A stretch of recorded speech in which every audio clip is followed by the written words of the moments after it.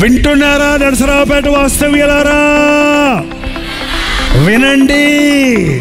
వినడం వల్ల విశ్వాసం కలుగుతుంది. వినడం వల్ల దేవుని వాక్యం వినడం వల్ల ధైర్యం కలుగుతుంది. దేవుని వాక్యం వినడం వల్ల జ్ఞానోదయం కలుగుతుంది. దేవుని మాటలు మనకు సొత్తులుగా దొరుకుతాయి.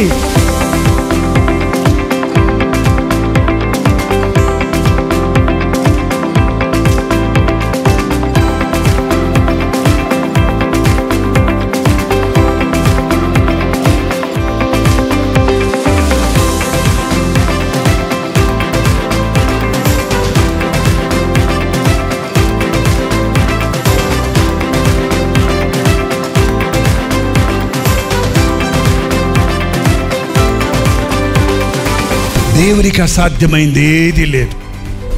నువ్వు ఎంత అధోగతికి దిగజారిపోయినా, ఏ మనుషుడు నిన్ను క్షమించలేకపోయినా ప్రభు ఎల్లప్పుడూ నిన్ను క్షమించడానికి సిద్ధంగా ఉన్నాడు.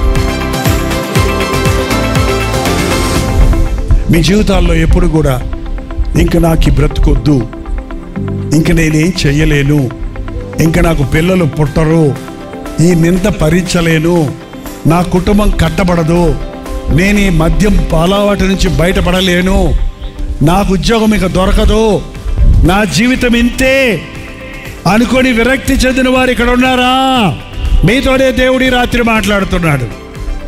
నా యొద్దకు రా, నా యొద్దకు రా, నా యొద్దకు రా, నీ గాయాలు కడతా, నీ కొరతలు తీరుస్తా, నీ పాపాలు క్షమిస్తా, నీ మనసుకు సమాధానం ఇస్తా, నీ జీవితాన్ని కొత్త జీవితంగా మారుస్తానని యేసు ప్రభు మన మధ్యలో ఉన్నాడండి.